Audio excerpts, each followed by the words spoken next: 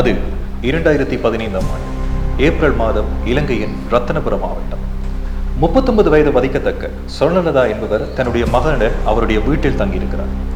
அவருடைய கணவர் ஒரு திருமண வீட்டுக்காக வெளியே சென்றிருக்கின்றார்.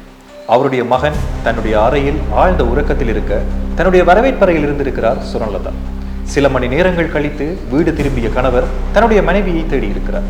வீட்டில் மனைவி இல்லை என்றவுடன் தன்னுடைய மகனை எழுப்பி கேட்க அவரும் மகனும் சேர்ந்து சொர்ணலதாவை எல்லா இடமும் தேடுகின்றனர். வீடு முழுவதுமே தேடுகின்றனர். அப்படி தேடியும் அவர் எங்கேயுமே கிடைக்கவில்லை. இது நடந்து அடுத்த நாள் தந்தையும் மகனும் மட்டுமல்ல, அந்த ஊர் மக்களே நம்ப முடியாத ஒரு கொடூரம் அரங்கேறியது. காணாமல் போன அந்த 39 வயது மதிக்கத்தக்க அந்த குடும்ப பெண் ஊருடைய ஒதுக்குப்புறமாக இருந்த ஒரு நீரோடையில் தலை சிதைக்கப்பட்டு கொடூரமாக இறந்து கிடந்தார். தகவல் அறிந்த போலீசார் உடனடியாக அங்கு விரைந்து அந்த சடலத்தை கைப்பற்றி பிரேத பரிசோதனைக்காக அனுப்பி வைக்கின்றார்கள்.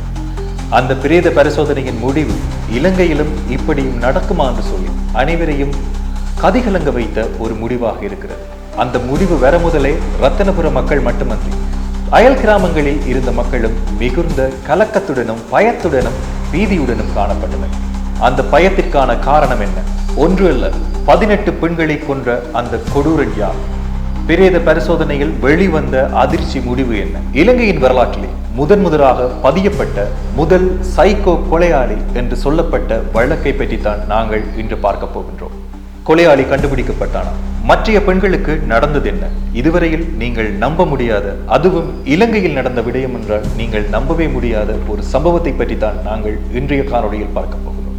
இது மிருன் மீடியா வழங்குகின்ற மறைந்திருக்கும் மர்மம் என்ன. நான் உங்கள் ஸ்ரீபதி மிருன்.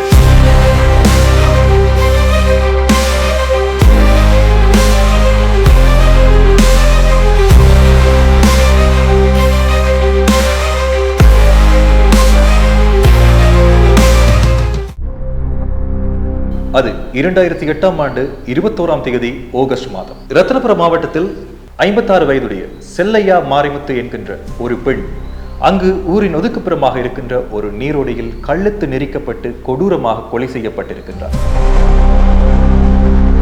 அவருடைய பிரேத பரிசோதனையில் அவர் கொலை செய்யப்பட்ட பின்பு அவருடைய உடலை பாலியல் சீரழிவுக்கு உட்படுத்தப்பட்டிருக்கிறது என்பதை போலீசார் அறிவிக்கின்றனர். அதற்கு பிறகு அதே ஆண்டு 52 வயதுடைய பெண்மணி அதே பிரதேசத்தில் அதே போல கொலை செய்யப்படுகிறார். அந்த கொலை நடந்த பிறகு போலீசார் செய்த விசாரணையில் 4 சந்தேக நபர்கள் கைது செய்யப்படுகின்றனர்.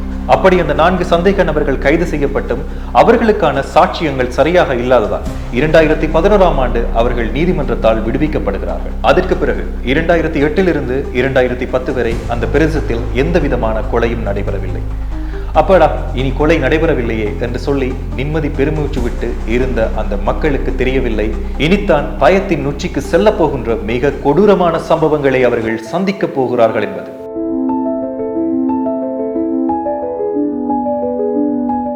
மீண்டும் 2010ஆம் ஆண்டு ஜூலை மாதம் 42 வயதுடைய ஒரு பெண்மணி மீண்டும் அதே போல கொலை செய்யப்படுகிறார். அதற்கு பிறகு அதே ஆண்டு டிசம்பர் மாதம் 86 வயதுடைய ஒரு முதிய பெண் அதே போல கொலை செய்யப்படுகிறார். கொலை செய்து அவர் இறந்த பிறகு அவருடைய உடல் பாலியல் சீரழிவுக்கு உட்படுத்தப்படுகிறது.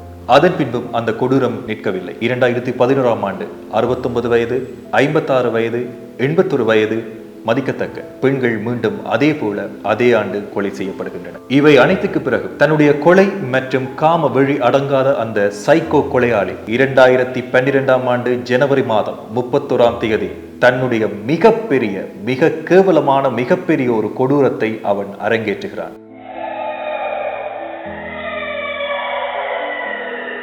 அதே பகுதியில் வசித்து வந்த 19 வயது அவரது தாயாரான 52 வயது மதிக்கத்தக்க ஒரு பெண், அதுவும் ஒரே குடும்பத்தை சேர்ந்த இருவர் கொடூரமாக கொலை செய்யப்படுகின்றனர்.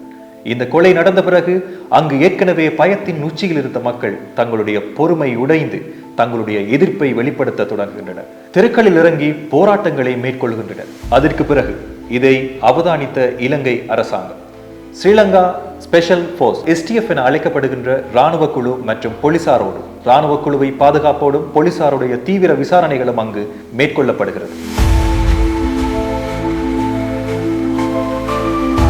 அவர்கள் மேற்கொண்ட கடுமையான விசாரணைகள் 2 சந்தேக நபர்களான ஆண்களும் அவர்களுக்கு உடந்தையாக இருந்தார் என்று சொல்லி ஒரு பெண்ணும் கைது செய்யப்படுகின்றனர். அவர்கள் அப்பொழுது கைது செய்யப்பட்டும் அவர்களுக்கு எதிரான எந்த விதமான சாட்சிகள் இல்லை என்பதால் அவர்களும் நீதிமன்றத்தால் விடுதலை செய்யப்படுகின்றனர். இந்த இரட்டை கொலைகளுக்கு பிறகு, அதாவது ஒரே குடும்பத்தை சேர்ந்த 2 பெண்கள் கொல்லப்பட்டார்கள் என்று சொன்னேன் இல்லையா, இந்த இரட்டை கொலைகளுக்கு பிறகு 2012 2014 வரையில் எந்த கொலைகளும் அங்கு நடைபெறவில்லை. 2015ஆம் ஆண்டு நான் ஆரம்பத்தில் சொல்லியது போல 39 வயது மதிக்கத்தக்க சொர்ணலதா என்பவர் கொலை செய்யப்படுகிறார். இப்பொழுது உங்களுக்கு புரிந்திருக்கும் ஏன் மக்கள் அந்த நேரம் பயத்தின் உச்சிக்கு சென்றார்கள் என்பது. 2 வருடங்கள் நடக்காத அந்த கொலை மீண்டும் அரங்கேறியது மக்கள் மனதில் மிகப்பெரிய ஒரு பயத்தை உருவாக்கியது.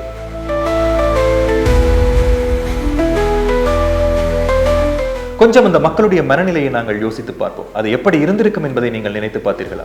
2008 2015 வரை 18க்கும் மேற்பட்ட பெண்கள் கொடூரமாக கொலை செய்யப்படுகின்றனர். அவர்களுடைய உடலும் இறந்த பிறகு பாலியல் சீரழிவுக்கு உட்படுத்தப்படுகிறது.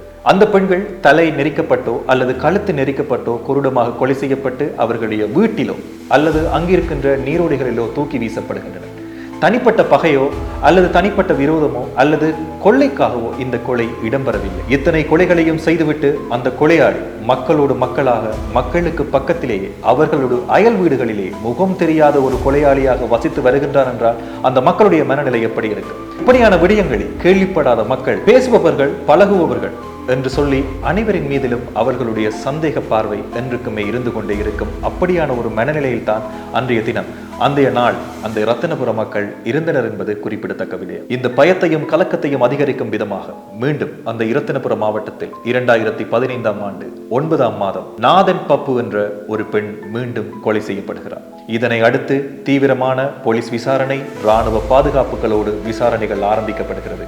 விசாரணைகளில் எந்த முன்னேற்றமும் இல்லாதால் இந்த வழக்கு சிஐடிக்கு மாற்றப்படுகிறது. இப்படியான வழக்கு சென்று கொண்டிருக்கும் போது அங்கு அந்த பிரதேசத்தில் இருந்த ஒரு நபர் போலீசாரிடம், நாதன் பப்பு என்ற இந்த பெண் கொலை செய்யப்பட்ட அன்று அந்த நீரோடையில் யாரோ எதையோ வீசிவிட்டு சென்றார், அவருடைய முகத்தை நான் வடிவாக கவனிக்கவில்லை என்று சொல்லி போலீசாரிடம் செல்லுகின்றார்.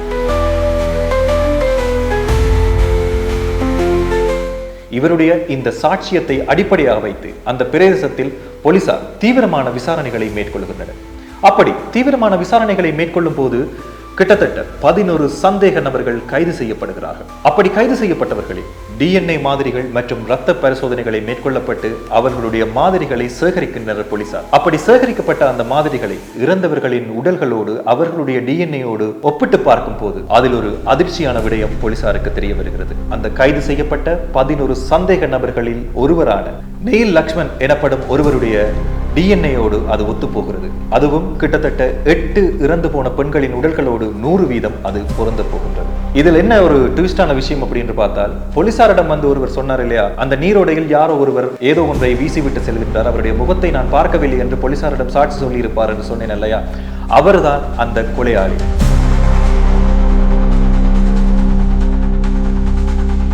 போலீசாரிடம் இருந்த DNAயோடு ஒத்து போகின்றது. போலீசாருடைய இந்த விசாரணையை திசை திருப்புவதற்காக தானே சென்று சாட்சி கூறி தானே அந்த வேலையில் விழுந்து விட்டான் அந்த கொலையாளி. 35 வயது மதிக்கத்தக்க நெயில் லக்ஷ்மன் என்பவன் போலீசாரால் கைது செய்யப்படுகின்றான். 2015ஆம் ஆண்டு டிசம்பர் மாதம் 15ஆம் தேதி அவனை கைது செய்த போலீசார் நீதிமன்றத்தில் அவனை ஆயப்படுத்துகின்றனர். நானே கொலை செய்தேன் என்று ஒருவன் முன்வந்து சாட்சி சொன்னாலும் நீதிமன்றத்துக்கு தேவையானது என்னவென்றால் உறுதியான சாட்சிகளை. அப்படி பார்க்கின்ற போது DNA மட்டும்தான் அந்த கொலையாளியோடு ஒத்து போகின்றது, மற்ற எந்த விதமான சாட்சியங்களும் கிடைக்கவில்லை. ஆதலால் 2015 இன்று வரை வழக்கு விசாரணையிலே இருந்து கொண்டிருக்கின்றது. அந்த குற்றவாளியும், அதாவது லக்ஷ்மன் என்பவனும் சிறையிலே இன்று வரை இருந்து வருகின்றான். இந்த விசாரணைக்கான இந்த வழக்கம் நீதிமன்றத்தில் 10 வருடங்களுக்கு மேலாக நடைபெற்று வருகின்றது. 2015ஆம் ஆண்டு அவன் கைது செய்யப்பட்ட பிறகு ரத்தினபுர மற்றும் அதன் அயல் கிராமங்களில் எந்த விதமான கொலை சம்பவங்களும் கொடூர சம்பவங்களும் அரங்கேறவில்லை என்பது குறிப்பிடத்தக்கது. தேயிலை தோட்டத்து பெண்களை மட்டும் குறிவைத்து, அதுவும் 40 வயதுக்கு மேற்பட்ட பெண்களை குறிவைத்து கொலை செய்த ஒரு கொடூர சைக்கோ கொலையாளிதான் இலங்கையின் வரலாற்றிலேயே முதலாக பதிவு செய்யப்பட்ட ஒரு சைக்கோ கொலையாளி வழக்காக இது பதிவு செய்யப்படுகிறது. இந்த வழக்கு கிட்டத்தட்ட 7-8 வருடங்களாக போலீசாரையும் கதிகலங்க வைத்த ஒரு வழக்காக இருந்திருக்கின்றது. யார் கொலையாளி என்று கண்டுபிடிப்பதற்கு இலங்கை அரசாங்கமும் போலீசாரும் மிகப்பெரிய கடினத்துக்கு உள்ளாகி இருந்தார் என்பது குறிப்பிடத்தக்க விடயம். இப்படியான இலங்கையின் முதலில் பதிவு செய்யப்பட்ட சைக்கோ கொலை கொலையாளியுடைய வழக்கை பற்றி தான் நாங்கள் இன்றைய காணொளியில் உங்களுக்காக தந்திருந்தோம். இதை பார்த்த நீங்கள் இந்த வழக்கை பற்றி என்ன நினைக்கிறீர்கள்? அதுவும் இலங்கையில் நடந்த ஒரு சீரியல் கொலையாளி வழக்கை பற்றி நீங்கள் என்ன நினைக்கிறீர்கள்? உங்களுடைய கருத்துக்களை யூடியூப் மூலமாக நீங்கள் பகிர்ந்து கொள்ளுங்கள். அது மட்டுமல்ல, என்னுடைய இந்த சேனலுக்கு உங்களுடைய ஆதரவுகளையும் வழங்குமாறு கேட்டுக்கொள்கிறேன். நிறைகளோ குறைகளோ உங்களுடைய தரமான கருத்துக்களையும் விமர்சனங்களையும் கருத்துக்கள் மூலமாக நீங்கள் பகிர்ந்து கொள்ளுமாறு கேட்டுக்கொண்டு மீண்டும் இன்னும் ஒரு காணொளியில் இன்னும் ஒரு வழக்கூடாக உங்களை சந்திக்கும் வரை உங்களிடமிருந்து விடைபெற்றுக் கொள்கின்றேன். நன்றி, வணக்கம்.